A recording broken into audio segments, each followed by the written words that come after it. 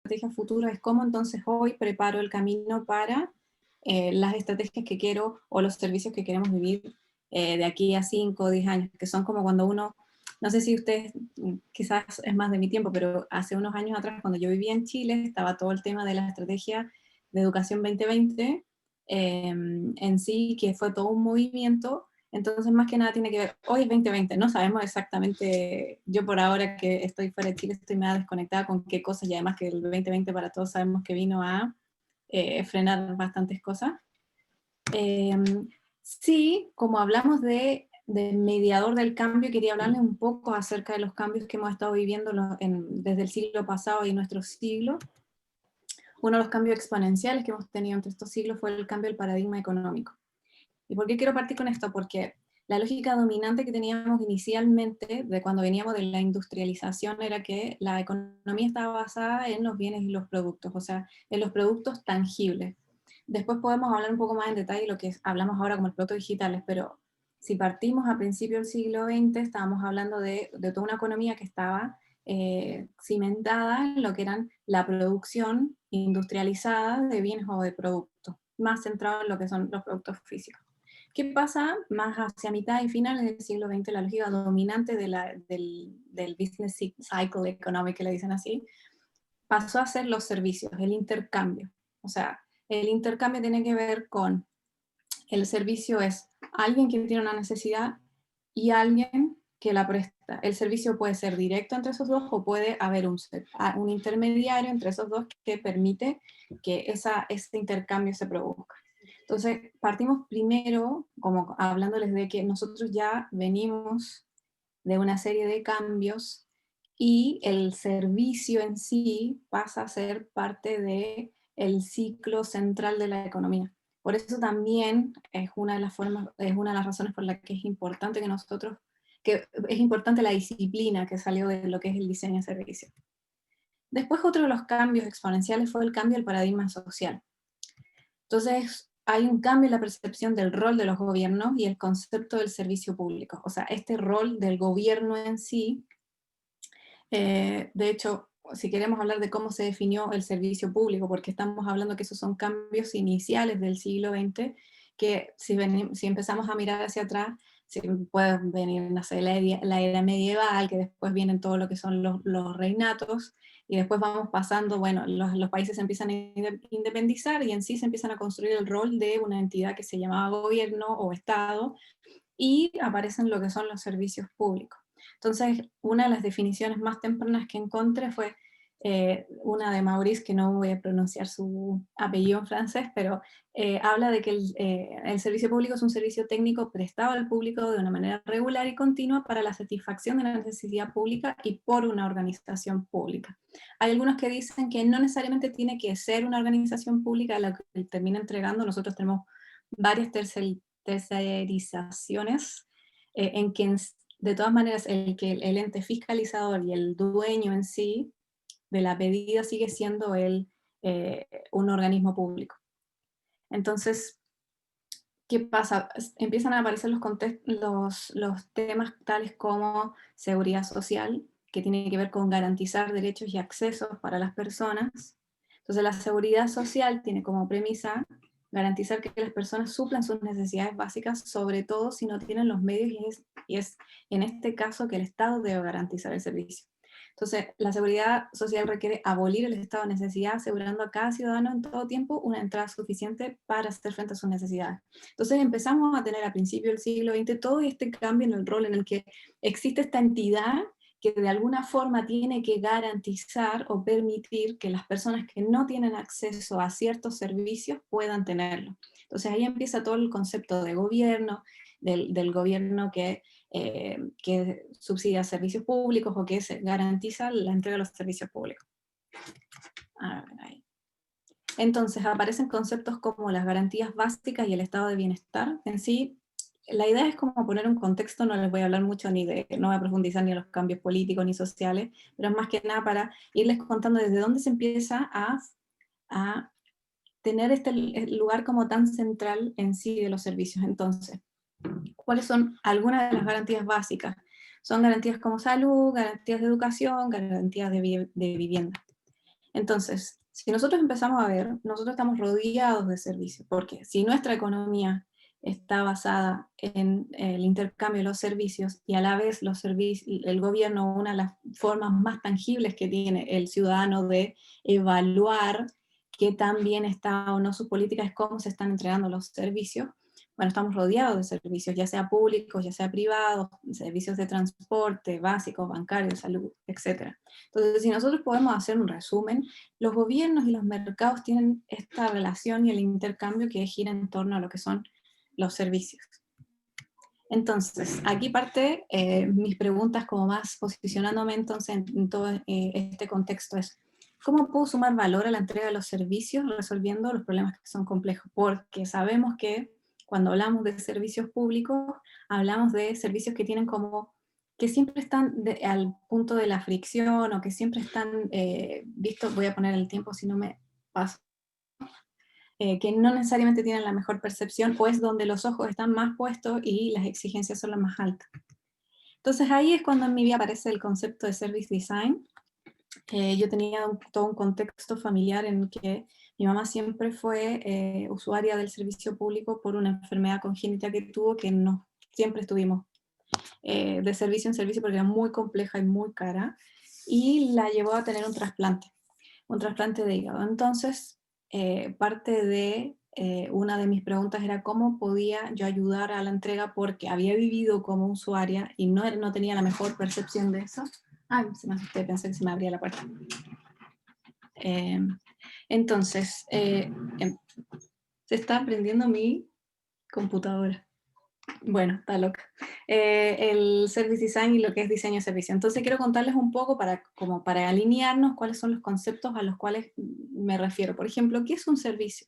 Entonces un servicio es una interacción entre una persona y una organización. Esta interacción al final debería entregarle o añadirle valor a la persona.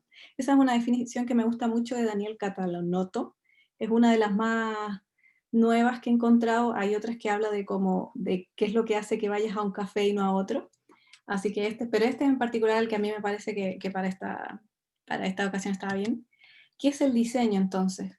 Como verbo diseñar es la creación intencionada de un plano o una especificación para la construcción de un objeto, sistema o para la implementación de una actividad. Tiene que ver con esto de cómo ponemos el orden. Que tiene que ver con planificar, que muchas veces el diseño, cuando uno viene de las áreas como del diseño gráfico, la gente tiende a pensar que va solo por el lado de lo visual. Y acá tenemos una definición que va todo lo contrario a eso, o no todo lo contrario, sino que también centra el diseño en un lugar que tiene que ver como cómo planifico, tiene que ver como creo una planificación, una especificación que me permite la implementación de una actividad y un proceso.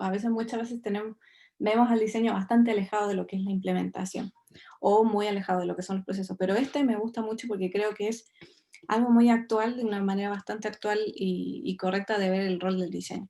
Entonces, ¿qué sería entonces el diseño de servicio? Sería el arte de planificar o crear interacciones entre humanos y organizaciones.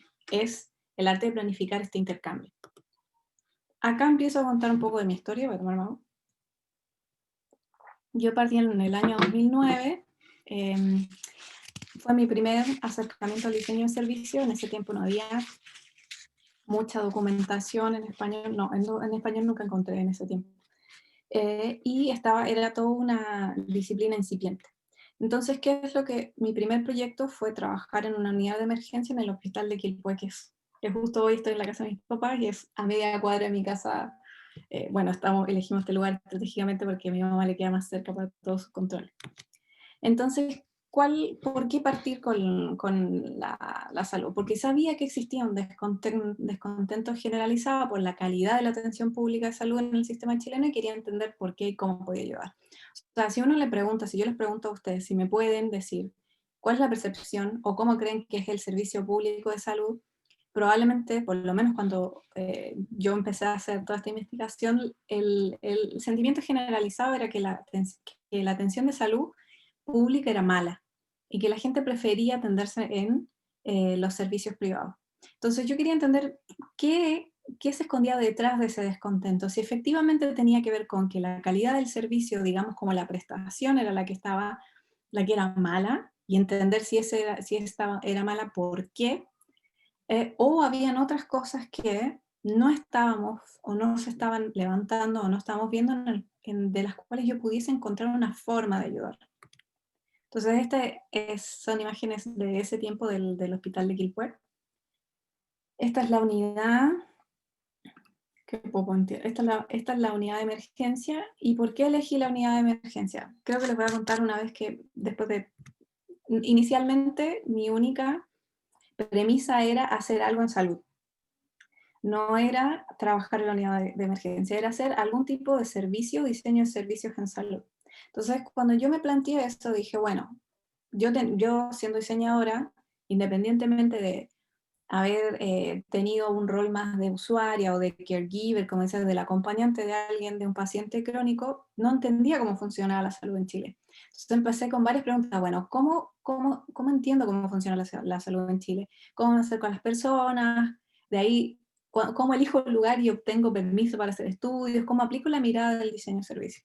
Entonces, parte de los desafíos que enfrenté fue que había muy poco material teórico y experimental de diseño de servicios, al menos en español. No está lo que tienen ahora ustedes que el más, estoy hablando como vieja, pero esa posibilidad de, tenemos los toolkits, tienes un montón de frameworks para trabajar. En ese tiempo habían algunos, por ejemplo, me acuerdo que estaba el NHS, que es de la salud pública en Inglaterra, que era uno de los mejores referentes que había como en esa área, y estaba la Mayo Clinic. Pero en sí no era algo que estuviese documentado, ni tampoco las herramientas estaban documentadas de la forma que estaban hoy. Entonces también no tenía autorización oficial para entrar a un centro. Intenté en Viña, acá en Quilpué también, mi profe me ayudó, que fue Herbert Spencer, que aprovecho de decir que es un genio y que siempre va a estar en mi corazón. Y síganlo porque es muy clever.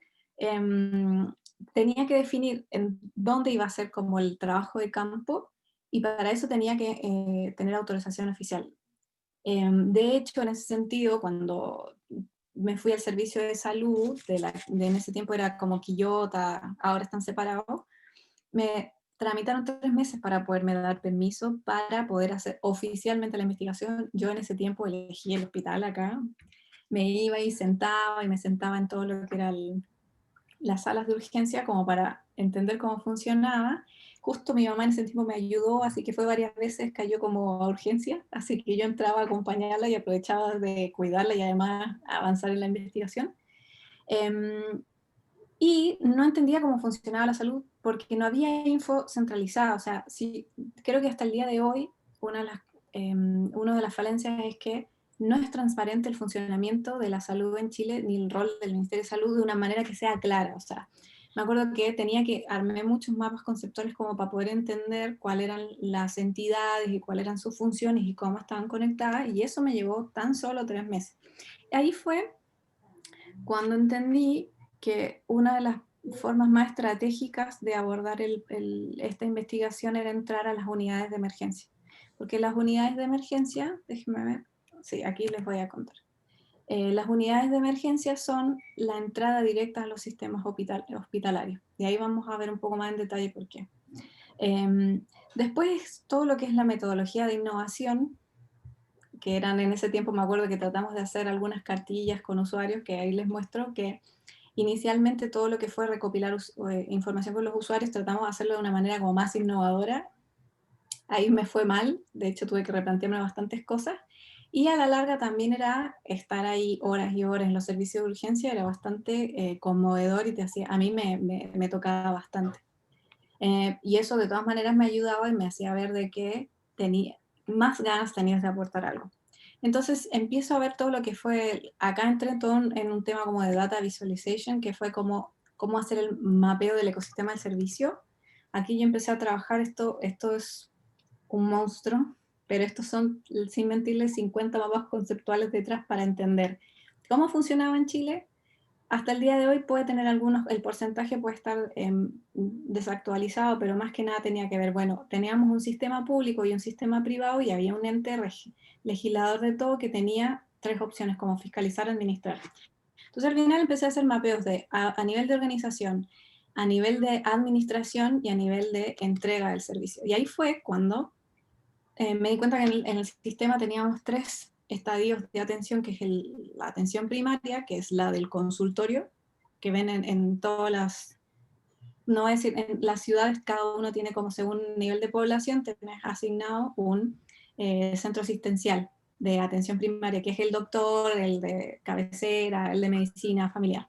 Después tenés todo lo que es la atención secundaria, que son las especialidades que para poder pasar a la especialidad tienes que tener una interconsulta desde la primaria. No es como que yo puedo ir y decir, la secundaria vas a tener los nutricionistas, los diabetólogos, todo lo que son más especialistas, no es llegar y pedir una hora como en el sistema privado, sino que te tienen que derivar desde la primaria. Y en ese tiempo, en ese salto hay un tiempo.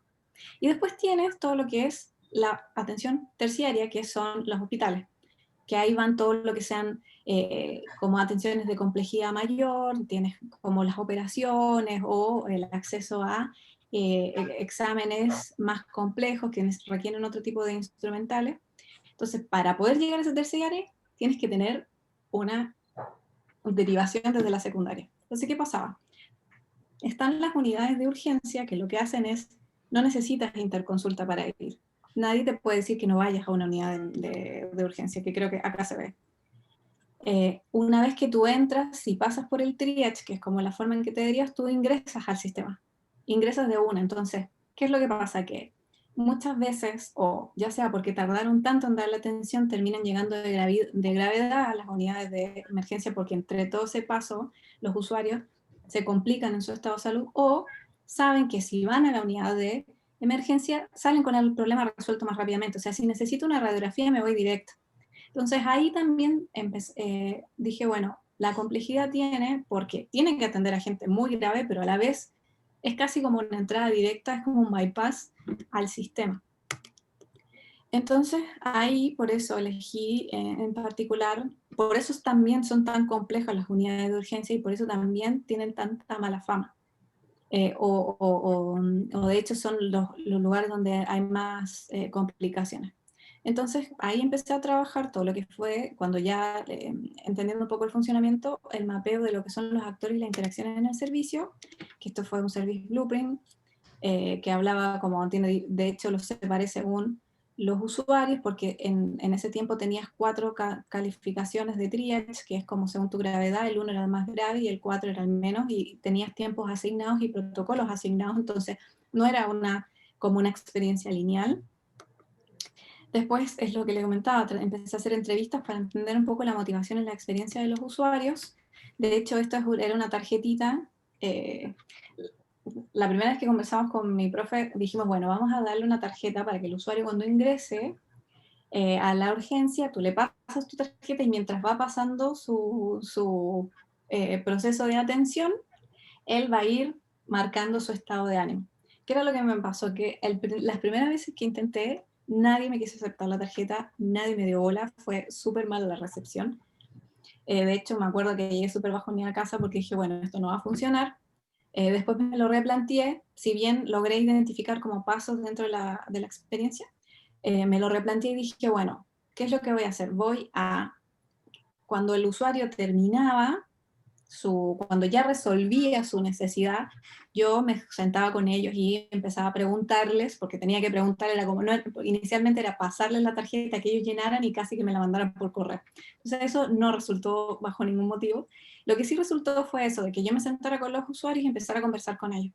Entonces, entre que conversaban y lograban, ellos se posicionaban en dónde se sentían según la atención, porque esto era un mapeo como general, a la vez ellos iban comentando. Entonces, lo que más me resultó fue generar conversaciones con ellos, conversaciones con los caregivers también, que son las personas como las acompañantes, que son los que uno ve en la sala de espera, porque está así, tienes en la sala de espera la gente que acompaña, excepto que sean muy graves, no te van a hacer pasar a esta otra parte que es donde se produce la atención.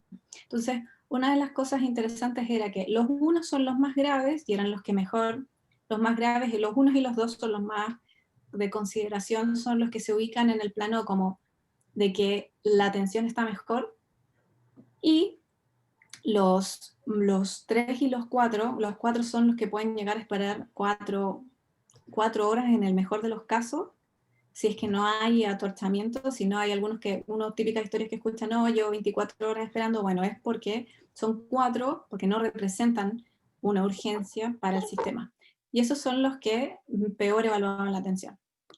Entonces, lo que yo hice fue mapear esto en modelos de experiencia, que fue definir pasos dentro de la experiencia, y acá están mapeados según el tipo de atención, si es primaria, si es secundaria, y la idea de acá también era encontrar dónde estaban los problemas.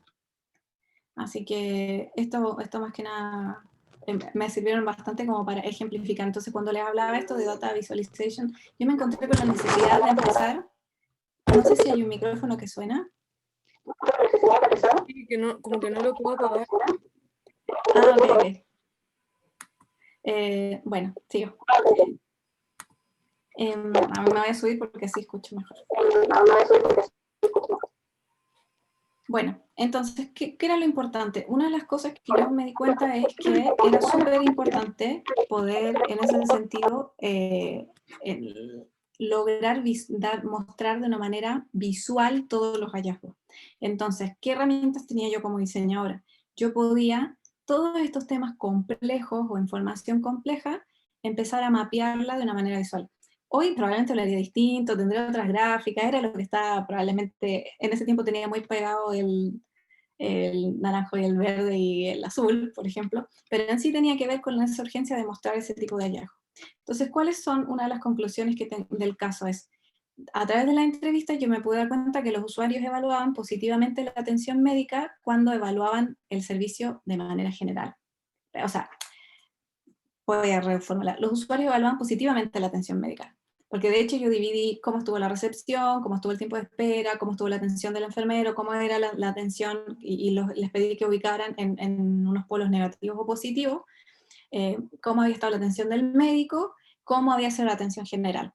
Entonces, cuando evaluaban la atención general, lo evaluaban de manera negativa, pero cuando evaluaban específicamente enfermeros y médicos sobre todo, la evaluación era y tendía más hacia el polo positivo. Entonces, ¿dónde estaban los problemas mayoritarios? Eran en el ingreso, que es todo el tema de la recepción, y la espera. Entonces, esas áreas que no tenían que ver con el core del servicio, que era la entrega de salud, eran las que estaban influenciando la percepción negativa acerca del servicio.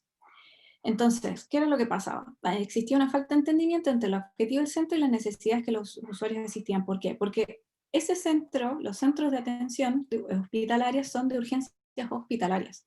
Son usuarios que necesitan entrar porque necesitan reanimación, o si en 20 minutos tú no los atiendes, su estado de salud y su vida se ve comprometida. Ese es en sí el objetivo de las urgencias hospitalarias. Para todos los usuarios, ya sea que yo me fractura, bueno, la fractura sí depende del tipo de fractura, pero me esguincé, o tengo fiebre, y típico de las urgencias respiratorias están los centros de atención, de urgencia de atención primaria. Pero ¿qué pasa? Y de hecho acá el centro de atención primaria está a una cuadra del centro de urgencia. Pero eso el usuario no lo sabía. Además, tampoco tenían claro de que acá no era como funciona en todos los lugares de centros públicos, que es por orden de llegada. Acá es, tú puedes llegar antes, pero si hay alguien más grave que tú, lo van a atender antes. Entonces, ¿qué pasaba? Se producían todas esas peleas en la sala de espera. ¿Pero por qué él entró si yo llegué antes? Pero señorita, ¿a mí cuándo me van a atender si yo llevo 2 horas esperando? Entonces, toda esa configuración de la lógica del centro hacia los usuarios no estaba clara. Entonces, eso, que eran temas más comunicacionales, si queremos verlo, sí, estaban influenciando en sí la percepción. Y eso es algo que desde el punto de vista del diseño, yo encontré que podíamos tener una forma de ayudar.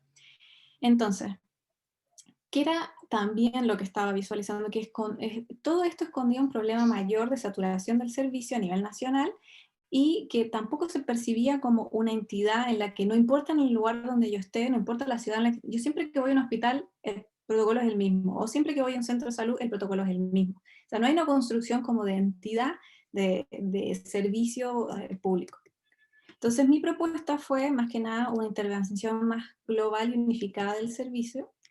Ahí yo propuse como reformular lo que era el Servicio Nacional de Salud, como reflotarlo, y buscaba tener un sistema y una plataforma unificada para los pacientes donde se les orientaría a qué centro asistir según su necesidad. O sea, te podía orientar en el sentido de decirte, bueno, a ti te corresponde ir a una urgencia, por ejemplo, de atención primaria, en 15 minutos o media hora vas a tener resuelto en vez de esperar 8 horas, ¿entiendes? Después también era permitir la agenda de turnos y llevar el registro de las atenciones como una ficha nacional, porque ¿qué era lo importante de la agenda de turnos? Es evitar todo lo que son las filas diarias, que se producen en todos los centros de salud primaria. También el llevar el registro de las atenciones, no importa si yo me atiendo acá en Quilpué o en Santiago, no pierdo la trazabilidad de mi información médica, que eso es lo que pasa hoy. O sea, cuando yo llego a un centro, y sobre todo de urgencia, el equipo médico está medio ciego de lo que me pasa, porque no tiene acceso a todo mi historial.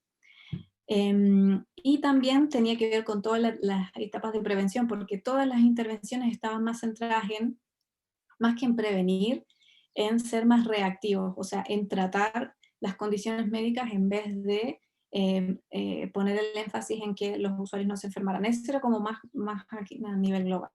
Entonces ahí empecé a trabajar en todo lo que podía ser como un concepto de que todos los consultorios eran verdes, todos los hospitales eran así, la urgencia era así, y empezábamos acá también, eso es como más a nivel de identidad de marca, acá tenía que ver con cómo se iba a hacer esta gestión de este ecosistema, cómo iban a ser los centros, cómo iba a ser la gestión de la información del paciente, cómo iba a estar la interoperabilidad. Ahí me metí en temas un poco más de, estos son unos mapas de objetos, más que nada para darle una entidad más de arquitectura del sistema y de cada una de las acciones que iba a tener. Y esto terminó siendo en sí esta es de todo lo que propuse, esta es una parte que tenía que ver como cómo iba a ser la capa web. En ese tiempo la idea era que hubiese un vertical que a través de navegación por tareas o acciones según el usuario, todo esto estuviese centralizado acá y esto iba a ir cambiando el contenido. Por ejemplo, acá esto era toda la visualización de los exámenes. Aquí también iba como por necesidad que necesitas pedir hora, programar un recordatorio y todo lo que era temas más de prevención. Esto también iba enfocado sobre todo para los pacientes que son crónicos, que son los que visitan varios de los centros, ya sea de primaria, secundaria, se pasean por todos. Y esos son los que se perdía la trazabilidad. Esto lo terminé presentando, me acuerdo en ese tiempo, fue súper lindo porque era muy nuevo para su tiempo, lo terminé, este era el Seminario de Arquitectura de la Información, creo que del 2010, estamos hablando, estuvo en la Bienal. ¿Qué fue lo que me permitió? Fue muy gracioso porque me llamaron después yo empecé a ir a golpear como las puertas a donde se hablaba más de tecnología y de salud, y sobre todo de salud pública, y me acuerdo que encontré como a un asesor de tecnología del gobierno en ese tiempo, y le dije, miren, y él presentó un proyecto que se llamaba la Estrategia de Salud para Chile 2010-2020. Entonces él contó cómo era el proyecto y era igual a lo que yo estaba planteando, entonces yo fui con mi cuadernito, que en ese tiempo era mi título, se lo compartí, y al tiempo me llaman para trabajar, ¿qué era el problema que estaban teniendo? Ellos tenían toda una idea acerca de cómo querían que fuese para el usuario, pero no estaban pudiendo comunicar la estrategia ni siquiera de manera interna para convencer a sí mismo, o sea, como el valor que tenía tener todo este sistema unificado y más global de salud y construir una sola identidad. Entonces, ¿qué es lo que estuvimos trabajando? Bueno, cómo es una herramienta de comunicación, cómo lográbamos, y en esto ahí les voy a mostrar mientras les voy hablando, cómo logramos ejemplificar qué era lo que le estaba pasando a los usuarios, esta habla de las filas largas, y cómo íbamos a cambiar eso pensando en un sistema con información centralizada, basado en la interoperabilidad y en hecho más desde el punto de vista del usuario. Entonces ellos querían convencer y decir, todo esto, todas estas mejoras va a traer para el usuario, pero no sabían cómo comunicarlo. Entonces ahí empezamos a trabajar entre lo que yo tenía de la estrategia y lo que ellos tenían, empezar a armar este plan y empezar a comunicar para poder en ese sentido lograr que esta estrategia se llevase a una ley y se pudiese llevar a cabo. Entonces ahí nosotros en ese tiempo trabajaba con Francisco Vera, que es muy bueno y como ilustrador, entonces empezamos a hacer cosas esquemáticas para poder contar cómo iba a ser todo el tema de agendamiento médico, de la ficha médica electrónica. Entonces parte de los aprendizajes tiene que ver con que existe una necesidad de aportar desde otra mirada a la deuda histórica. La deuda histórica es la forma en la que se define muchas veces a la deuda que tiene el servicio de salud con los usuarios. Entonces, a mí me sorprendió inicialmente darme cuenta que tenía tanto que aportar, aún siendo diseñadora, y que había muchos esfuerzos que no estaban pudiendo llegar porque no se sabían, uno, cómo comunicar, cómo hilar las ideas, cómo traer los insights de los usuarios, cómo evidenciar esa experiencia y cómo hablar acerca de las mejoras que podía tener. Después, más que nada, mis preguntas fueron como, ¿realmente puede? Porque todo esto era mi acercamiento inicial era un acercamiento más desde la academia. De ahí yo me di cuenta de que desde la academia no podía cambiar todas las cosas. En ese sentido, lo que me sirvió desde estando desde la academia fue posicionar la conversa, posicionarlo entre los pares en ese tiempo que yo tenía, pero yo tenía que lograr que esto estuviese dentro del gobierno. Entonces ahí, por eso mi pregunta fue, bueno, ¿realmente yo como diseñadora podría estar dentro del gobierno y mejorar la forma entre las que se entregan los servicios? Y ahí fue cuando a mí me llamaron para trabajar en lo que, como diseñadora de servicio en el Laboratorio de Innovación del Gobierno de Chile, que fue mi primer acercamiento a lo que fue la innovación. Acá hay varias fotos partimos acá en una oficina, me acuerdo, en el centro, y después terminamos a lo grande. Yo estuve desde los inicios cuando éramos muy poquitos. Y nosotros nos pidieron que trabajáramos ya no con un servicio de urgencia, sino que con un servicio de atención primaria, que era un centro de salud familiar, que es el que les decía, en el que es el primer o la entrada al conducto regular. O sea, todos deberían atenderse, por ejemplo, si tienes un resfrío, si te duele algo, vas a ver al médico de cabecera o al médico de salud familiar que está en tu centro de salud. Entonces, ¿cuál era el problema que buscaban que resolviéramos? Querían que entendiésemos por qué se estaban produciendo las famosas filas en la mañana para la toma de hora y por qué a pesar de que habían hecho intentos de llamadas telefónicas o agendamiento, aún así los usuarios seguían agrupándose en largas filas para obtener cada madrugada los turnos de entrega. Entonces la idea era entender el porqué y ofrecer una solución. Entonces los desafíos era entender el comportamiento de los usuarios, el por qué, trabajar con un equipo multidisciplinario, porque ahí en el laboratorio no éramos solo diseñadores, sino que habíamos antropólogos, filósofos, eh, déjenme acordar, ingenieros comerciales, ingenieros de proceso. Esto es de mi mail.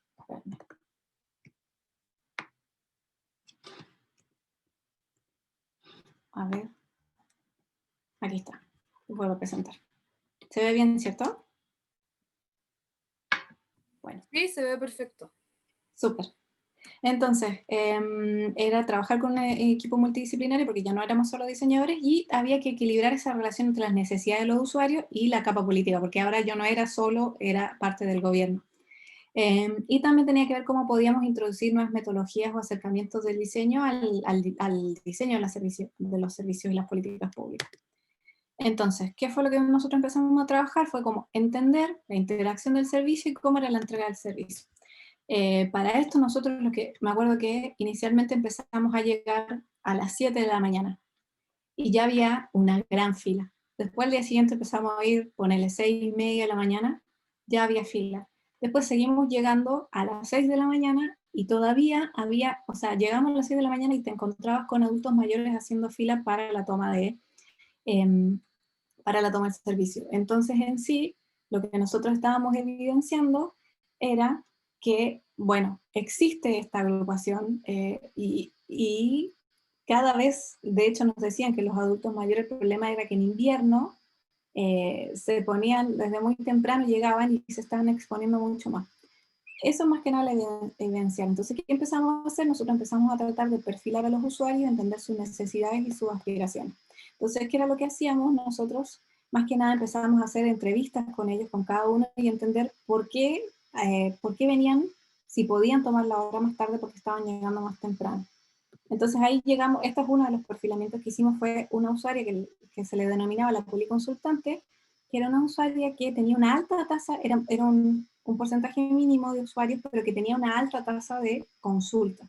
Entonces, ¿qué era lo que pasaba? Lo que empezamos a ver es que eran las típicas adultos mayores que vivían solas o tenían maridos postrados o no tenían un entorno como una red de apoyo, entonces transformaban el centro en su lugar de sociabilización. Y a la vez tenían todo este tema con el cambio entre que los doctores ahora tenían en ese tiempo que documentar todo por los sistemas, entonces de los 15 minutos que tenías para atender, 12 estaban frente al computador y muchas veces ella sentía que eh, no tenían ni el contacto, no las examinaban lo suficiente, entonces como no estaban contentos, venían al otro día y pedían con otro médico y sabían que llegando temprano podían elegir el médico, porque mientras más temprano podías elegir médico, podías elegir la hora. Entonces, ¿qué era lo que pasaba? El sistema en sí o la lógica estaba incentivando, ¿por qué? Porque el usuario que llegaba más temprano, mientras más temprano llegaba, yo tenía más posibilidades de elegir el médico, salir con una hora y elegirlo. Entonces empezamos a perfilar estas usuarios que eran más como de un tema más de red de apoyo social, teníamos los usuarios que eran los trabajadores que tenían que atenderse a las 8 de la mañana la primera vez si no le llegaban a su trabajo, y una serie más de perfiles, pero eso nos permitió entender un poco la motivación de por qué estaban llegando temprano. Entonces ahí también nosotros empezamos a trabajar con todo lo que fueron talleres con pacientes, talleres con funcionarios, para entender desde el punto de vista de por qué se estaban produciendo estas cosas, desde los que entregaban el servicio. Después también trabajamos con la capa política, que en ese tiempo trabajamos con el alcalde, con todo el equipo del alcalde, que esto es en Recoleta, que era el alcalde Jadwe, iba a decir, Jadwe. Y la idea también era entender el problema, después idear con ellos soluciones, o sea, entender por qué se estaba produciendo y cómo podíamos con ellos ver de qué forma se podía solucionar.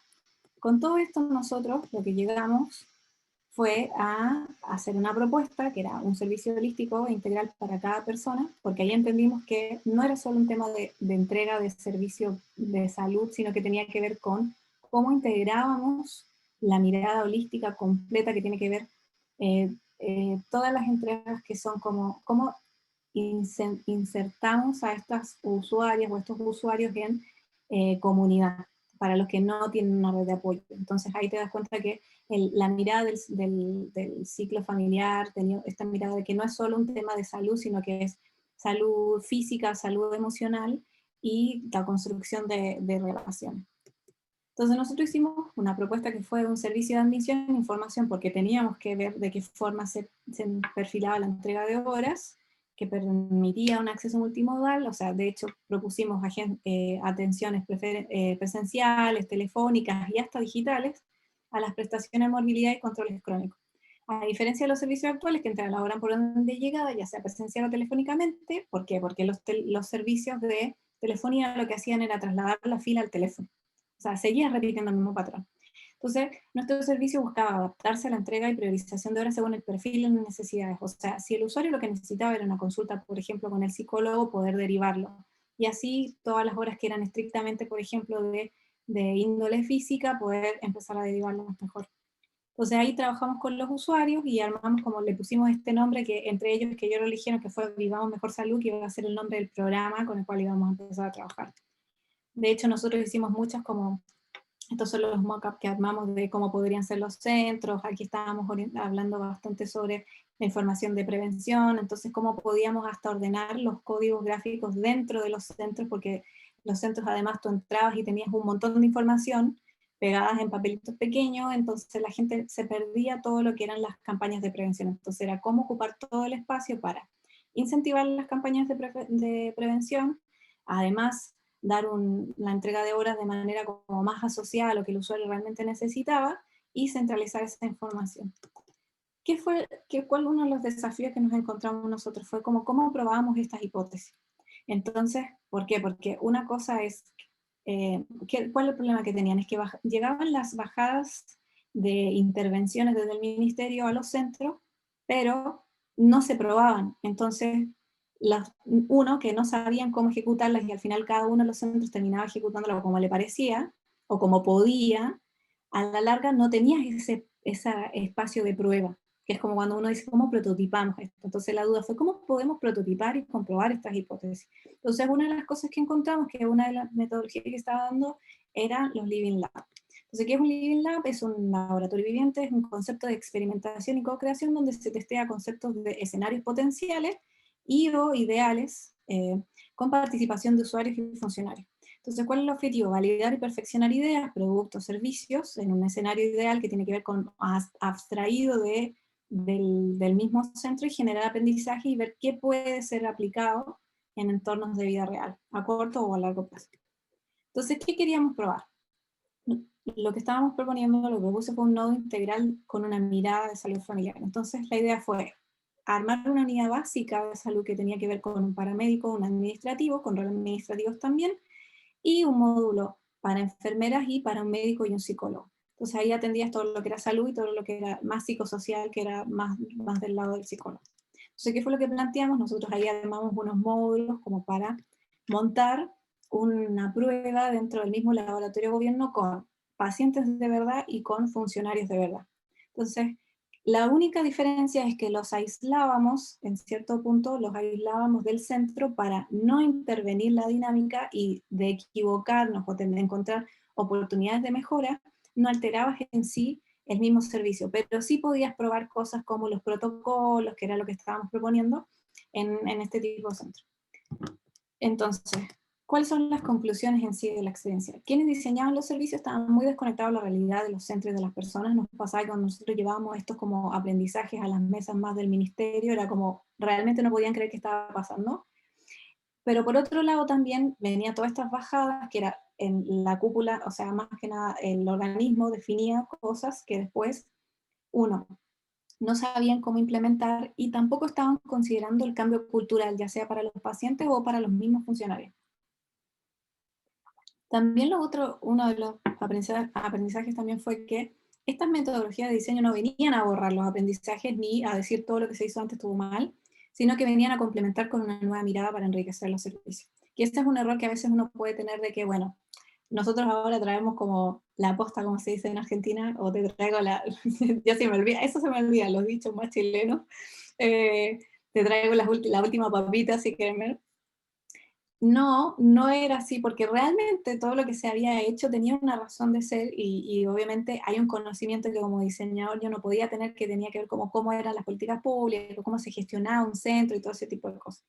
Entonces por eso ahí empiezo a darme cuenta de que venía a complementar o más que nada a mediar entre lo que el usuario necesitaba y lo que la capa más política o los tomadores de decisiones tenían que tener como información para saber qué hacer.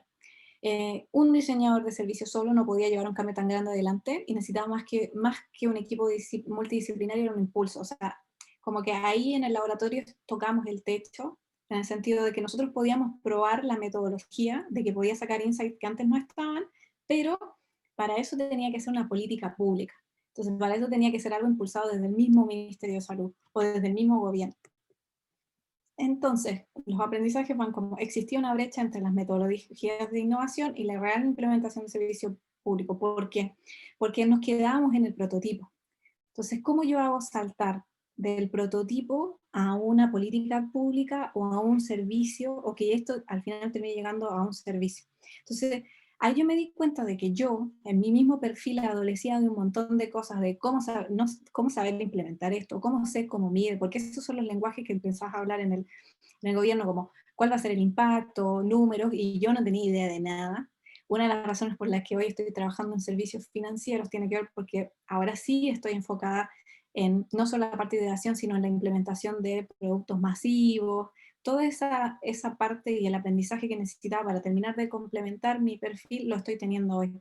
Porque ahí yo me di cuenta de que para poder lograr salir del prototipo, salir de este estado de ideación como diseñadores, había una brecha que teníamos que cubrir para poder hablar el lenguaje del gobierno en sí o de los legisladores.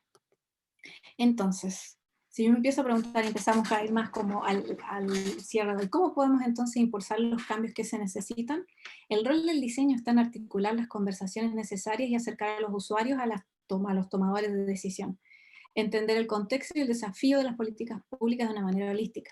Entonces, ¿qué es una mirada holística y sustentable? Es ver a los diseñadores como mediadores del cambio. Se trata, me gusta esta que comentaba Birgit Mager, que no voy a decir bien, que cuál es el rol en sí de este rol de mediador. Se trata de capacitar a las personas dentro de las organizaciones, por lo que el pensamiento y los métodos de trabajo del diseño de servicios se convierten en una parte natural de la organización, en este caso la organización o de los tomadores de decisión. Por lo tanto, los diseñadores de servicios ya no son solo diseñadores de la parte visual, sino que también empiezan a ser facilitadores, mediadores, capacitadores y mucho más. Entonces, aquí empezamos a hablar lo que son como temas más de diseño participativo, que tiene que ver con, inicialmente, uno de los acercamientos iniciales del diseño era diseñar por las personas, cuando no teníamos todos estos temas de el diseño centrado en el usuario, que es un acercamiento más paternalista, o sea, yo lo hago por ti y yo decido por ti. Ahora estamos muy en esta área de la co-creación que tiene que ver con diseñar con las personas, que eso creo que es algo que hemos ido ganando, y el futuro, o si me quieren decir la forma de cimentar el futuro, tiene que ver con cómo enseñamos a las personas a diseñar. Y no hablo solo de cualquier persona, cómo le enseñas a los tomadores de decisiones el concepto o el mindset, la mente que tienes que tener cuando te acercas a estos problemas para tener el insight del usuario, además del insight que ellos ya tienen, que tiene que ver como cómo arma una política pública. Entonces el nuevo acercamiento tenía que ver con eso, cómo enseñar a las personas a diseñar. Y ahí tiene que ver un poco con el diseño participativo. Yo creo que acá en la parte de co-creación tenemos bastante más ganado y más aceitado, lo que nos falta es esto. ¿Por qué? Porque cuando yo les decía que yo sola como diseñadora no puedo hacer los cambios, nosotros como diseñadores de servicio no vamos a poder cambiar la política pública de un país ni cómo se entrega. Es un trabajo que es cross, pero ¿cuál es nuestro rol? ¿Cómo nosotros traemos estos temas a la mesa, traemos la importancia de tener esta mirada y a la vez le damos esas herramientas a los tomadores de decisiones para no es que terminan diseñando en sí, sino que terminan entendiendo cuál es el mindset detrás y cuál es la importancia detrás. Entonces, los aprendizajes en sí tienen que ver con lo importante para ser sustentable el rol del diseño de servicios, pasar de un modelo asistencial, que era este que yo le diseño a las personas, a un modelo que enseña a los tomadores de decisiones a diseñar. Y diseñar no les digo que es como usar el Photoshop o el Figma o el Sketch, tiene que ver con ese acercamiento del diseño del arte de planificar, tomando en cuenta no solo lo que ellos ven de su cúpula, sino que también lo que los usuarios necesitan. Entonces, ¿cómo afectamos nuestro futuro? Entonces, para mí tiene que ver con comenzando hoy a cimentar las bases. ¿Qué debemos considerar? Los diseñadores deben considerar escenarios que ofrezcan la oportunidad de probar nuevos servicios y medir el impacto de las nuevas políticas antes de lanzarlas al público general. Eso es algo que el diseño tiene mucha experiencia. O sea, nosotros lo estamos haciendo en otros volúmenes, pero lograr llevar ese acercamiento de ¿por qué voy a hacer un cambio tan grande si antes no veo si realmente está cubriendo la necesidad del usuario, si realmente es algo que la organización está preparada para recibir? Bueno, todo ese tipo del prototipado, si quieren verlo, es algo que nosotros tenemos la oportunidad. También empatizar con los valores sociales y la creación de estrategias para los servicios futuros que estén alineadas con dichos valores. Es crucial para que los servicios públicos puedan ser exitosos. Entonces, esas son las cosas como las conversaciones que tenemos que traer a la mesa. Entonces, ¿por qué nuestro rol es importante? Porque los diseñadores tienen formas poderosas de visualizar y especular en el futuro. Nosotros somos creativos, nosotros podemos imaginarnos qué es lo que queremos en el futuro, y que son necesarios para establecer metas a mediano y a largo plazo. Y de esa forma pensar en cómo mejoramos el contexto de nuestra sociedad en este constante cambio. También los diseñadores de servicios están llamados a utilizar ese pensamiento creativo y su capacidad visual para hacer tangibles esos escenarios futuros en el desarrollo de los servicios. De hecho, esa fue una de las razones por las que a mí me llamaron para trabajar en la estrategia del Ministerio de Salud, era cómo lo comunicamos, o sea, cómo estos escenarios futuros que queremos, que estamos pensando a 10 años, les empiezo a contar a los que hoy tienen que tomar la decisión de vamos a hacer ese cambio, cómo los pongo en ese escenario. Entonces, en ese sentido, nosotros tenemos estas herramientas. Entonces, ¿cuáles son las skills que necesitamos para en ese sentido, lograr estar sentados en esas mesas o lograr influenciar son saber capacitar a los tomadores de decisiones. En ese sentido tiene que ver con cómo evangelizamos, entre comillas, y ahí cada uno va definiendo, cada uno va teniendo acceso a tomadores de decisiones de mayor y mayor rango. Después, un asesor de la presidenta no es lo mismo que yo asesorando a mi jefe, pero la idea es que así uno empieza una escalada y se empieza a subir. Entonces tiene que ver como cómo sabemos capacitar a los tomadores de decisiones. Primero tienen que valorar la mirada del diseño, la mirada como del diseño de servicio y cómo los empezamos a evangelizar, entre comillas. También tiene que ver con que necesitamos hablar el idioma de los responsables de la toma de decisión. No es solo, por eso tiene que ver como el mediador del cambio. Yo siempre creo que uno como diseñador, una de las ventajas es que puede hablar tanto con los que son de las ciencias más blandas como de las ciencias más duras. Puedo hablar con un ingeniero, como podemos hablar, por ejemplo, con un researcher que tiene que ver, que ve más temas de comportamiento humano. Entonces, esa posibilidad de tener, de entender distintos lenguajes y hacer las cosas simples a cada uno de esos lenguajes es en sí algo que se necesita. Entender los KPI para poder cambiarlos, o sea, realmente tenemos que empezar a entender lo que son los KPIs, en ese sentido, porque es la forma en que se mide. No es que lo vamos a lograr cambiar, en ese sentido tiene una razón de ser. Lograr hacer los servicios escalables, también saber contar las ventajas de tener esta mirada del diseño de servicio o en sí de poner al usuario más cerca del centro del servicio.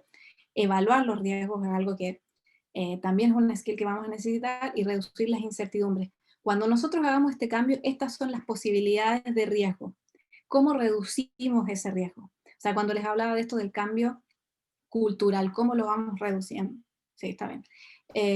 Identificar y contar el éxito. O sea, una de las formas también de respaldar, que también tiene que ver como que a los stakeholders o a los tomadores de decisiones necesitan, es decir, mira, esto que antes lo hacías de esta forma, ahora que lo estamos haciendo de esta forma, este ha sido el éxito que hemos tenido.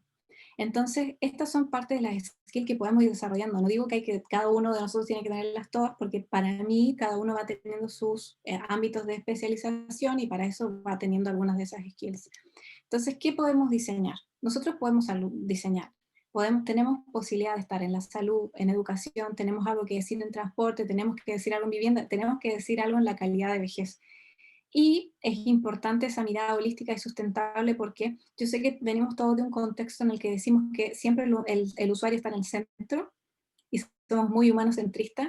Yo creo que también tiene que ver con una mirada más holística de que no es el ser humano solo en el centro, porque solo cuando lo consideras al ser humano empiezas a desviar la mirada de los recursos naturales, empiezas a hacer intervenciones que no son sustentables. Entonces el desafío está en cómo, si bien está el ser humano la persona o el usuario en un lugar protagónico, no olvida su entorno. Por eso es importante la relación del servicio, de la persona con el ecosistema y cómo hacemos esto que sea sustentable. Entonces, yo creo que la pregunta que nos podemos hacer es cuál hoy es mi área de influencia. O sea, nosotros estamos construyendo comunidades. O sea, de hecho, lo que estamos haciendo ahora, toda esta intervención o todo este como lo que están las iniciativas de la chica tiene que ver con construir comunidades, porque cuando construimos comunidades nosotros estamos empezando a poner el tema sobre la mesa. Y eso, conversar acerca de esto, dialogar, te permite también identificar problemas, te permite también co-crear, te permite un montón de cosas. También la academia tiene en sí una posibilidad, de hecho, de asociarse a servicios públicos para hacer iniciativas. Yo sé que muchos de ellos lo están haciendo, pero creo que ese es un área de influencia cuando yo estoy en la parte académica, y también en mi rol en el servicio privado, en las compañías, también es un área de influencia, porque la construcción del bienestar no está solo desde el Estado, sino que también tiene que ver con la responsabilidad de lo que son los servicios privados. Es una relación, por eso no somos ni 100% públicos y tenemos todo esto que no es que puedas prescindir de las compañías, porque por algo están y son importantes, es el tema de encontrar el equilibrio. Entonces, si yo estoy, o no necesariamente estoy en la academia, también desde mi rol en el que yo estoy, puedo identificar cuál es mi área de experiencia, o sea, perdón, de influencia. Así que creo que eso era lo que quería mencionar. Espero no haber pasado mucho el tiempo, pero iba más que nada por ese lado, chicos. Genial, muchísimas gracias, Damaris, por contarnos una breve historia de cómo surge el diseño de servicio a partir de esto del estado de bienestar y de qué manera a la larga todos estos servicios van de la mano con lo público y lo privado, y también cómo nuestro rol de diseñador a la larga es más bien de cómo empatizar con el usuario, de qué manera poner al usuario en el centro y la importancia del prototipado. Eso yo creo que fue también algo de lo más relevante con lo que nosotros todos nos llevamos, de cómo implementar, pero a la larga prototipar antes para ir ajustando y ir viendo cuáles son aquellos impactos que puede generar. Y también el debe que tenemos como diseñadores de entender este lenguaje más bien dentro de las empresas en cuanto a los KPI, que eso está también bien pendiente dentro de nuestra disciplina, y de cómo ir midiendo el impacto. Así que muchísimas gracias, Damaris, por tu presentación. Estuvo muy entretenida cómo nos contaste sobre tu proyecto de salud, que fue un gran referente para mi proyecto de título, así que felicitaciones, muchísimas gracias. Gracias a ti tuve mucha información relevante en cuanto a salud pública. Muchas gracias. Me Y alegro, me alegro. sí, y ahí feliz de poder también poder compartir contigo mi proyecto en algún minuto, feliz. Y y no sé si es que hay alguien quiere preguntarle algo acerca de la experiencia que ha tenido Damaris, de qué manera actualmente tú estás, como contabas, en lo privado. Capaz podemos comenzar con eso. ¿Cuáles son han sido esas enseñanzas en cuanto a trabajar ahora en Mercado Libre? ¿Cómo has visto tú el potencial que tiene el diseño también en lo privado? De hecho, hay algo que a mí me problema mucho encasillarme con un nombre. Hoy me pasa que estoy como product designer o como service, es como que ya no sé qué hacer porque, porque para mí la idea tiene que ver con cómo es tu acercamiento. Mi acercamiento se acomoda al entorno en el que esté. Entonces, más allá de los nombres, de que si hago diseño de experiencia o hago diseño de producto o hago diseño de servicio, tiene que ver con que yo sigo siendo la misma según la necesidad o el entorno en el que esté. ¿Qué es lo que me gusta a mí desde ahora estar y por qué estoy en el servicio privado? Por lo que les comentaba, o sea, el servicio privado tiene un orden y los KPI son muy fuertes y tenés que producir porque en ese sentido hay revenues detrás, o sea, cuando tú sacas un producto tiene que traer un retorno. Muchas veces eso en el servicio público está muy asociado a la voluntad de los servicios. ¿Por qué? Porque como tenemos gobiernos y no conciencia de Estado, sino gobiernos, los gobiernos son los que duran 4 años, hacen iniciativas que son para su gobierno. Te cuesta mucho pensar alguno que esté dispuesto a cosechar como de aquí a 10 años, ¿me entiendes? ¿Por qué? Porque esos logros no lo vas a ver, entonces todas las iniciativas son mucho más cortoplacistas. En cambio, lo que me gusta a mí, lo que estoy aprendiendo estando en el servicio más de compañía es, estoy entendiendo toda esta relación de los KPI, estoy trabajando con un equipo enorme de desarrollo, porque estamos haciendo un monstruo, o sea, creo que ya lo puedo ir contando, porque somos poquitos, estoy lanzando una tarjeta de crédito en Brasil y el próximo año en México, con todo lo que implicó hacer un servicio financiero, la administración, entender todo lo que es la base legal, todo lo que va a ser la medición del servicio y todo ese tipo de cosas. Y era todo lo que yo quería aprender, porque yo sentía que negocios y finanzas era algo que yo no entendía nada y que necesitaba aprender. Entonces por eso me fui a lo más difícil que encontré, bueno, ahí quiero ir. Entonces, ¿por qué me sirve? Porque yo siento que me estoy preparando para cuando el diseño servicio en ese sentido tome el rol que tiene, por ejemplo, en los Países Bajos, en Europa, en el que uno sabe que Finlandia, cuando uno mira Noruega, hasta, por ejemplo, puedes tenerlo en Inglaterra, tienen todo, tienen estos como, casi que como un organismo de diseño y servicio y se piensan sus políticas y sus servicios desde ese punto de vista. Bueno, para poder estar en ese tipo de conversaciones, yo me di cuenta que tenía que saber hablar también ese lenguaje. ¿Cuál es el lenguaje de la implementación? ¿Cuál es el lenguaje de lo que son lograr medir? Salir desde el punto de vista solo de idear, porque me estaba pasando que estaba solo llegando a idear conceptos hermosos y todo, pero no encontrando un lugar donde probarlo. Entonces ahora estoy centrada en cómo pruebo esto, cómo se implementa algo de magnitud grande. Entonces, En ese sentido, creo que es una de las razones que estoy aprendiendo. Cuando deje de aprender, yo siempre digo, cuando yo dejo de aprender me voy de un lugar. Todavía estoy aprendiendo. Totalmente de acuerdo. No sé si hay alguien más que tenga alguna pregunta. Ahí pueden abrir el micrófono y preguntar.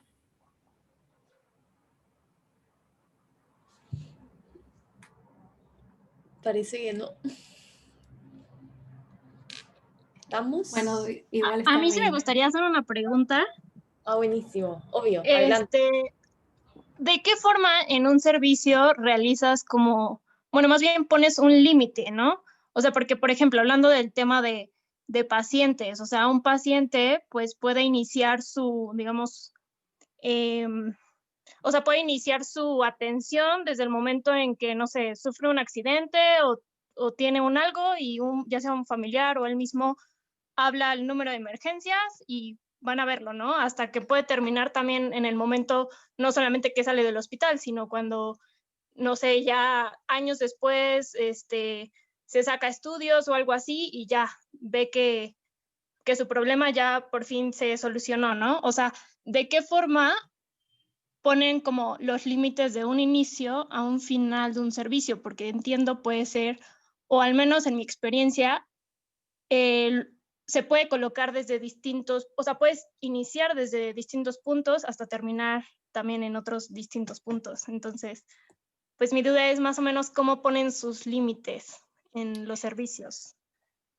A ver, por ejemplo, lo que yo hice cuando mapeé, lo que yo hice fue mapear el viaje completo del usuario. De hecho, no sé si vieron esas dos rueditas que se veían. Bueno, contemplaba desde antes de ingresar al servicio, que tiene que ver con el momento en el que yo tengo awareness del lugar, en el momento en el que yo tomo hasta la decisión y decido dónde es que voy a ir. Aún antes del servicio, eso era ya parte de la relación del usuario con el servicio.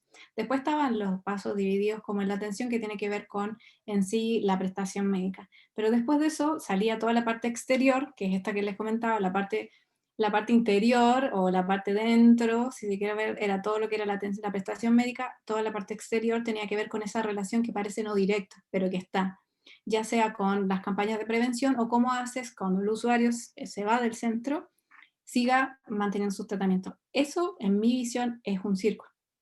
No es algo que termina, es una constante. Entonces, tú puedes decidir hasta qué punto tu servicio llega, pero no dejas de entender que está en todo un contexto y en todo un ciclo. Entonces ahí tiene que ver mucho con la expertise que tengas o lo que pueda entregar el servicio, porque no existe el servicio de salud que le dé a todos. De hecho, tienes para cada uno de los objetivos centros, por ejemplo, los que trabajan en sí con lo que son las campañas de prevención y tienen algún tipo de intervención dentro de los centros. Entonces, para mí tiene que ver con cada uno de hasta dónde llega mi lugar, y cuando partía del otro tenía que ver con qué aptitudes y poder de resolver, hasta qué punto tengo el poder de resolver. Por ejemplo, no sé si va por el lado de los centros o yo como diseñador, cuando decido cuándo cortar. Eso, si quieres ahondar en eso, pero los centros termina su actuar cuando ya no tienen las competencias ni técnicas ni de capacidad humana para poder resolver esa necesidad, y entra otro bloque. Entonces todos van trabajando como un bloquecito. El tema es cómo haces que todos estos sean parte de un solo servicio. Y eso es una mirada un poco más estratégica, que no la tiene que tener el director del centro de salud, de salud primaria, sino que tiene que ver con una mirada global, de estrategia global, de intervención pública que considera eso. Entonces ahí, para mí, según tu lugar de inferencia, es qué tanto profundizas y hasta qué punto tiene tu límite. Entonces no sé si iba por ese lado tu consulta o yo cómo decido desde qué punto qué punto va. Porque en el caso de lo que es salud, no es algo, o sea, no es una relación que se termina. Porque cuando yo estoy sana, el servicio tiene que preocuparse de que yo siga sana. Y cuando yo estoy enferma, el servicio tiene que preocuparse de que yo me sane o darme las atenciones para yo poder pasar por ese proceso. Entonces, ese concepto de que cuando yo salgo de la puerta del centro, la relación con el servicio termina, es algo que no sería real. Y eso es lo que nos hace ser más reactivos a solo resolver el problema cuando me explota, ¿me entiendes? Los servicios de los gobiernos que apuntan mucho a trabajar todo lo que es fuera del contacto directo con el usuario son los que mejor aprovechan sus recursos. Entonces, por eso también tenía que ver con que nunca dejas de estar en contacto con el servicio. Si estamos hablando de un servicio global, público, nunca dejas de estar en contacto, sobre todo en un servicio de salud. ¿Por qué? Porque cuando estás sano tienes que mantenerte sano. Y cuando estás enfermo te tengo que volver a traer al punto sano. Entonces, no sé si iba por ese lado tu pregunta, si nos la puedes ahondar y yo puedo tratar de responder. Sí, exacto, va un poquito por ese lado y también por el tema de, digamos, un poquito parecido a las heurísticas de Nielsen, ¿no? En el hecho de que debe de haber como consistencia, o sea, es decir, pues obviamente también cuando tú estás diseñando, pues ya investigas quizás otros servicios parecidos al que tú estás realizando, ¿no? Y por ejemplo, si ese otro servicio dices, bueno, yo no tengo, no sé, parte de, no tengo laboratorio en el hospital, ¿no? Entonces, los pacientes tienen que ir a otro laboratorio a sacarse lo que se tengan que sacar, y, pero pues tengo que mi competencia, o en este caso, o algún otro hospital sí tiene laboratorios. Entonces, es como bueno, te recomiendo que también incluyas laboratorios para también como competir en esa parte en cuestión de la experiencia para tenerlo todo incluido, o ahí como, o sea, ¿cómo lo recomendarías? Mira, ahí, si te cuento más así en ahondar, tú tienes, según el objetivo que tú tienes como centro, son las responsabilidades y las cosas que deberías tener. Cuando de hecho, dentro de los centros de salud asistencial primaria tienes una serie de clasificaciones que tiene que ver con cuál es tu objetivo y con qué herramientas tienes para cumplir ese objetivo. Lo mismo pasa con los hospitales. Tienen hasta con lo último que hizo eran 4 tipos de intervención. Por eso, cuando se necesita cierto tipo de información, te derivo al lugar, porque no todos tienen, por eso es importante que el aceitado de la cadena funcione bien, y por eso era importante esta posibilidad de que el usuario, independiente de donde se esté moviendo, su info sigue siendo la misma, y yo no pierdo esa trazabilidad, porque en sí pensar que todos los centros pueden dar todo es no saber usar bien los recursos, porque no todo el tiempo yo necesito una atención con cierto tipo de especificidad. Entonces, si me preguntas a mí, tiene que ver con, en este sentido, saber las bases, que son más, por eso las de atención primaria, si tú atacas en la atención primaria al usuario en el sentido de que logras resolver, impedir que suba a necesitar un especialista, ahí te estás ahorrando, si lo ves desde el punto de vista de servicio, y es mucho mejor para el usuario, consultas más especializadas que son más difíciles de tener, son más caras y que toman más tiempo y que son los recursos más escasos. Entonces, para mí tiene que ver con saber prevenir y en qué lugares son los que yo tengo que poner la mayor cantidad de recursos, definir mi objetivo y asegurarme de tener todas las herramientas para cumplir ese objetivo. Por eso tienes distintos tipos de centros en cada uno de los bloques según la necesidad a la que apunta, el entorno en el que está, y tienes competencias. Cuando ya el centro no tiene la competencia, tiene la obligación de derivarte. O sea, por lo menos en el servicio público funciona así, tiene la obligación de derivarte. En el tema del servicio privado, obviamente es un tema de competencia. El que mejor prestación tiene, o sea, el que mejor instrumental tiene, ya gana cierto commodity y tiene un plus por sobre otro. Pero si la atención médica es mala, vas a empezar a jugar con eso. O sea, la atención en sí, la experiencia es mala, puedes tener muy buena infraestructura, todo lo que quieras, pero vas a empezar a perder pacientes por esa situación. Entonces, al menos en el público tiene que ver cómo optimizo mis recursos que son escasos y que tengo que atender a un gran porcentaje de la población. Por lo tanto, me voy en ese sentido armando unidades que tienen que funcionar en cadena y que tienen que abordar ciertos tipos de objetivos según donde están ubicados. Sí, perfecto, muchas gracias. Muchas gracias. No sé si hay alguna última pregunta. Yo quisiera preguntar algo.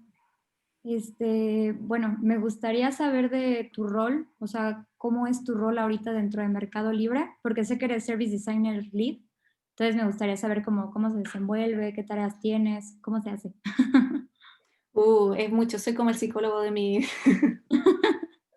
soy como el psicólogo y la ingeniera al mismo tiempo, ese es mi rol. Soy una psicóloga y una ingeniera, y una desarrolladora y experta en tecnología. Nada, tengo muchas competencias. Hay algunos dentro de Mercado Libre que están en UX y hacen muy centrado en el UX. Yo hago mucho diseño de producto. Yo me centro con lo que son, nosotros tenemos un equipo de producto, pero yo me siento con ellos a diseñar los productos, trayendo obviamente el insight de los usuarios, asegurando que vamos a cumplir las necesidades, challengeo un montón, y construir las lógicas del servicio. Ahí en ese sentido soy, ¿cómo se llama? Me encanta. O sea, cómo, lógicas te digo transversal, o sea, cómo tiene que funcionar la lógica y eso es el insight o el input que ocupan los equipos de IT, dígase, front y back, para poder hacer funcionar el servicio. Entonces a mí me gusta mucho lo que son diseñar lógicas y procesos. Trabajo en eso, más que nada, bueno, cuando yo hago esto, qué es lo que pasa por detrás, qué es lo que tiene, analizar todas esas los cadenas de flujo, entonces mi rol ahora tiene que ver mucho con eso. Yo diseño el producto desde el punto de vista de las lógicas, me aseguro que trabajo con los chicos que son los diseñadores, que trabajan más en todo, que las interacciones, que la experiencia, que tenga todas las heurísticas, todo ese tipo de cosas. Más que nada, mi rol está más de supervisar, yo no diseño en el sentido de tocar pantalla asociado a ese concepto. Yo pasé por mucho tiempo diseñé más en el hacer el rol operativo, hoy estoy más en un rol estratégico, y también como tengo todo esto que les habla de psicología, me preocupo de ver cuál es el plan de carrera de los chicos, cómo podemos impulsar su crecimiento, en qué áreas tienen que ir trabajando. Entonces tengo toda esa otra parte que es, yo los veo en el día a día, voy identificando oportunidades de mejora, las vamos trabajando y así voy impulsando su carrera. Entonces, pero a la vez tengo que gestionar los porotos, se le dicen, que son las iniciativas que construyen el producto. Entonces, tengo que estimar cuánto esfuerzo nos va a llevar, asegurarme de que los chicos construyen roadmaps en ese sentido. Entonces, son varias, y eso es hacia los chicos. Entonces, pero hacia arriba o hacia producto tengo que estar en las mesas de definición del producto y a la vez tengo que cerciorarme que las decisiones que se tomen, sobre todo los equipos de tecnología, no afecten al usuario o que estén considerando, y resolver temas. O sea, cuando tenemos temas de factibilidad técnica que afectan la experiencia, cuál es cuál es la postura de mi área. Entonces esas son, yo me entretengo un montón, yo la paso muy bien.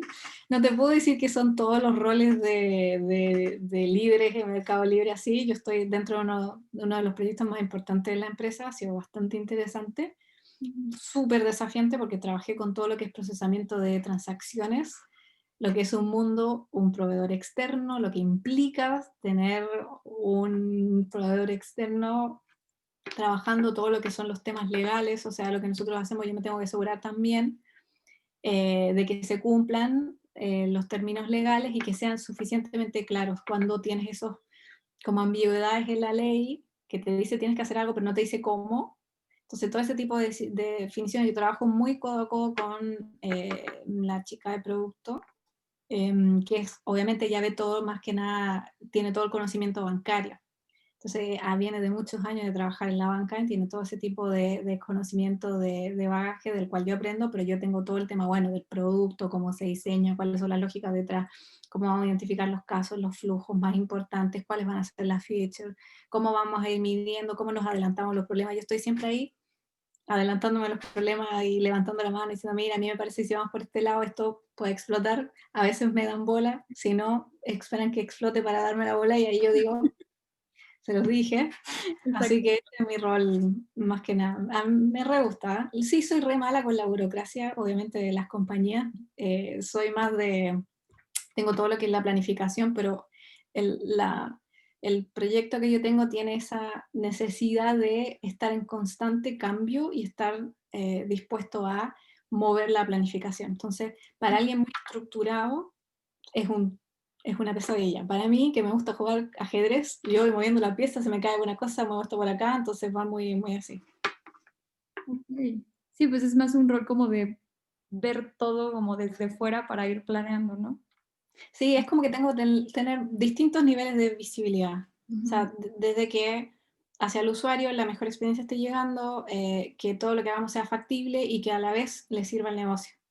Entonces tengo ya sea en el día a día, en la operativa, a mi ojo, pero también estoy pensando en el mediano y largo plazo del producto, adelantándome a cosas, sabiendo cómo nos movemos como unidad dentro de la compañía. Entonces a mí me gustan mucho esos roles estratégicos y por ese lado más me perfilo. Por eso necesito conocimientos de todo tipo, no es solo, o sea, si te dijera estrictamente estrictamente hacer diseño y servicio, no, pero tiene que ver pero yo desde mi mindset me acerco con esa mirada, porque yo lo percibo como servicio, independientemente que algunos lo perciban como un producto digital. Entonces yo digo, es un producto digital dentro de un servicio, porque yo vivo dentro de un ecosistema que se llama Mercado Libre, que tiene un marketplace, que tiene un motor de pago, y que tiene un montón de cosas. Acá en Chile no es tan grande a lo que pasa en Argentina, Brasil o México, sobre todo en Brasil, en que Mercado Libre es como un monstruo. O sea, tienes todo lo que es el marketplace y la distribución, pero a la vez tienes todo lo que es la plataforma financiera, que es los motores de pago, Mercado Pago y un montón de cosas. Entonces es un ecosistema enorme. Así que Me gustaría preguntarte solo una cosa más. ¿Tú cómo diferenciarías diseño de servicios y diseño estratégico? Ay, odio las separaciones. Para mí, realmente... O sea, sí lo ves como algo que está junto, porque yo, por ejemplo, Sí. siento que es una cosa sola, que tiene distintas ramas, pero al fin de cuentas, pues todas se complementan, ¿no? Para mí todos los nombres, interacción, bla, bla, bla, todo lo que quieras, para mí en sí tiene que ver con que el diseño es como el campo en el que te vas moviendo. Y el campo en el que te mueves requiere distintas herramientas. Pero en sí, la forma y el acercamiento y la forma de acercarte a los problemas, pensar en los desafíos y pensar soluciones sigue siendo un proceso más o menos similar. Por eso salió todo esto del design thinking, que trataron de, en ese sentido buscaba como pasar a metodología la forma en que el diseñador se acercaba. Entonces por eso para mí va más allá de la etiqueta. Yo hoy sigo haciendo lo mismo independiente, a veces digo yo hago ecosistema, ¿me entienden? No hago diseño de servicio, hago más que diseño de servicio. Entonces, en sí la etiqueta y cuando logras tener una mirada cross, pasas a tener un lugar estratégico.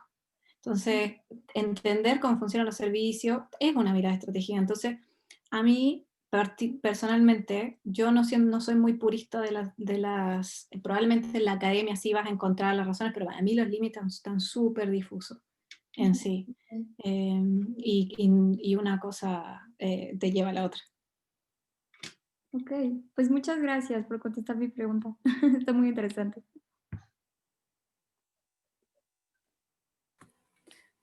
Ahí, muchas gracias, Francisco, por tu comentario. No sé si te gustaría preguntar algo. Aquí, como cuentas, desde el consultor. Actualmente en Mercado Libre, el área de diseño tiene varios años, o cuántos años tiene, como desde hace cuánto se usa como esta más mirada estratégica y tener a diseñadores de servicio. Ahí te voy a fallar en el número exacto, pero sé que más de 10 años. Wow. Sí, ya en ese sentido sé que porque sé que algunos tienen hasta 12 o 15 años de diseñadores de ¿cómo se llama? Trayectoria. Sí, obviamente el posicionamiento que tiene va tomando cada vez más relevancia. Sí tiene todos los desafíos de estar en una corporación, todo lo que hay un tema con el convencer al C-level, como se les dice, que es como el CEO, el CTO y bla, bla, bla, bla, bla, que es algo que hay que desarrollar, por lo menos, o sea, yo no estoy necesariamente, a veces llego, a veces no, estoy todavía como más en el área de directores, en los VP, esa es mi área de influencia por ahora máxima, no llego todavía al C-level, pero más que nada llevan bastante tiempo. Es un muy buen lugar para aprender. Para mí, yo estoy aprendiendo un montón. Tiene un montón de cosas muy buenas, obviamente tiene un montón de cosas difíciles como todo el trabajo. O sea, el que diga que el trabajo es hermoso, no sé, eso no es trabajo. El que diga que el trabajo es como sin ningún tipo de dificultad, es un hobby. O no sé, un pasatiempo, no necesariamente un trabajo. Pero sí llevan un montón de tiempo. Genial, muchísimas gracias, Damaris, por aquí acompañarnos en nuestra última charla. La verdad que estuvo muy entretenida. Fue un lujo escuchar tu experiencia, toda tu trayectoria y en dónde estás ahora. Así que felicitaciones por todo el recorrido que has hecho. Y muchas gracias por estar aquí. Gracias a todos los que participaron y estuvieron presentes. Ahí escuché a gente de México. Muchísimas gracias por su participación. Genial que estén involucrados acá en nuestra comunidad. Y gracias Florencia, gracias Francisco por estar aquí, gracias Antonia, y espero que el próximo año de alguna manera podamos seguir invitando a más gente a participar, así que estén atentos, nos daremos un break como todos aquí en enero, así que Claro. muchísimas gracias y gracias Damaris nuevamente. No, gracias a ustedes por la invitación. Me encanta a mí hablar, así que, como ven, si no me paran, no. Sí, Genial, cuando gusten. ahí, Damaris, si también puedes compartir, no sé, tu LinkedIn, súper interesante ahí conectarnos entre todos. Sí, Damaris Sepúlveda, probablemente Damaris Sepúlveda Troncoso me van a encontrar. También está mi Instagram, igual no subo cosas graciosas. A veces subo cosas serias y no subo cosas graciosas o de música. Así que dama.sepúlveda también. Así que ahí conectemos el LinkedIn, me encanta también. Así que Damaris Sepúlveda Troncoso es mi LinkedIn. Gracias, genial. Bueno, que estén todos muy bien, que tengan ahí buena tarde en México, por acá ya buenas noches, ya acostarse. Bueno, muchas gracias a todos, que estén súper bien. Un abrazo, Damaris, que estés súper bien. Muchas Chao, chao. gracias. Muchas Chao. gracias. Bye.